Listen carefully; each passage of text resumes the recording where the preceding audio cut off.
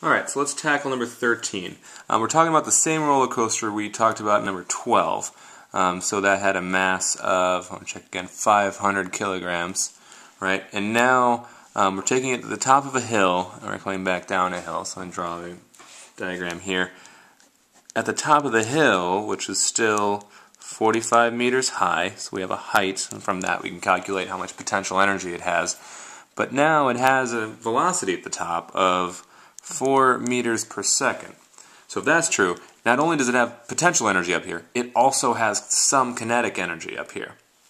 So if we think about that, let's calculate how much. So now it has potential energy of mgh, right? It has a kinetic energy of 1/2 mv squared. Right? I'm already at the edge of my video. Let me turn this a little bit. There we go.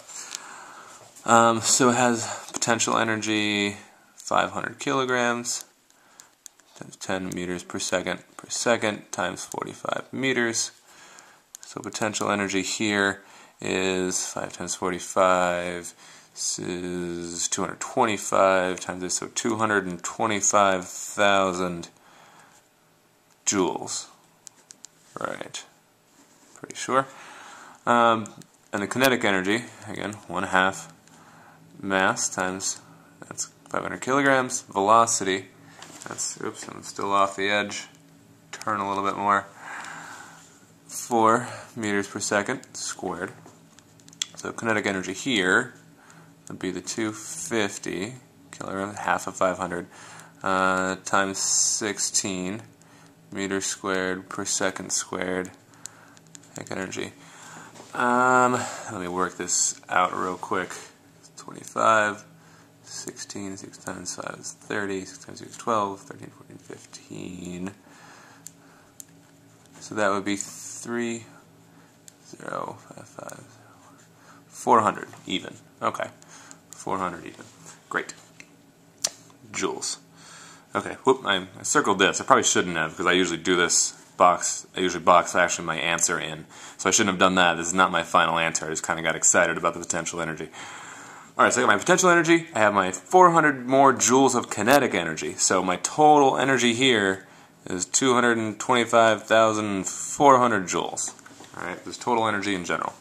Now it's saying I'm going down. It wants to know the speed, how fast the car will go when at a point 29 meters above the ground. So at some point here, it's still 29 meters high, right? But now it has a certain potential energy here. We'll call that potential energy 2. This was potential energy 1. But it's left, everything else is kinetic, so it has potential and kinetic here. But conservation of energy tells me that this total energy has to stay the same. So we're still going to have this much energy total. So what I'm going to do, if I can find the potential energy it has here, I'm going to subtract that from this total. That's how much kinetic energy I have. And then I can work backwards from that using this equation to find the velocity. So let's find how much potential energy we have here. So potential energy at point 2, I'm calling it PE2. Again, mgh2, I'll call this h2, and I'll call this h1. Potential energy 2 is equal to, again, mass 500 kilograms, 10 meters per second, which is just the weight, 5,000 newtons of this whole cart. At a point 29 meters above the ground. That's PE2. So that'd be 5,000 times 29. Bear with me for my lack of calculator. 45 times 0 plus 445. So 100 times 29 meters. So that'd be 145,000 joules, I do believe. 145,000 joules, and if I'm wrong, you can laugh at me. But if I'm right, you can't, because, well, just because. Alright, so I have 145,000 joules of potential energy at that point, which means all the rest of it has to be kinetic. So I'm going to go back over here to my total. If I the kinetic energy, I should write in the equation first, which shows why I'm doing this, is that total energy minus the potential energy I have at point 2. I'm going to call this KE2 as well, since I'm looking at that second point. I'm calling that point 2. So the kinetic energy 2 225,400 joules minus 145,000 joules. Alright, so kinetic energy I'm left with. Alright, let's see. Now I'm going to do some more math. So minus 145, 100, 0, 0, 4 minus 0, 4, 5 minus 5, 2 minus 4, gotta borrow the 1, 12, that makes 8. So 80,400 joules. I'll make that down here.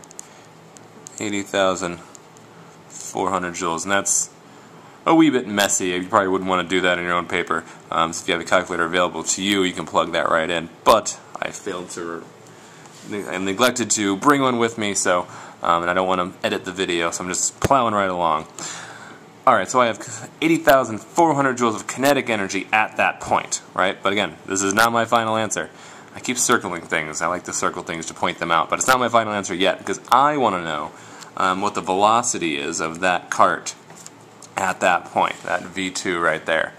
If I know the kinetic energy, I can solve for that, because kinetic energy is equal to 1/2 mv squared. I'm going to rearrange this equation first, because I like to plug in numbers afterwards.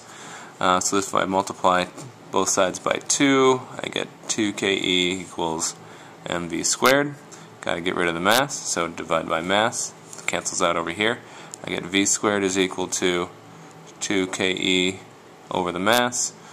And I have squared, so I want to take the square root. So now, if I write this a little neater, I have velocity is equal to the square root of twice the kinetic energy divided by the mass. I know both of these numbers, so I'm going to plug those in and calculate them out. This is 2 times 80,400 joules divided by 500 kilograms.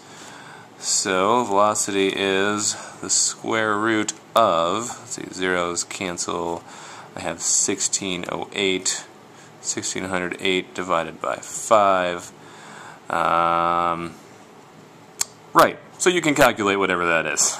It'll be slightly more than whatever we had last time on Part C, but I'll let you figure out the actual number of what that is, since you have a calculator in front of you and I do not. So, have fun with that, and I'll start to work on 14.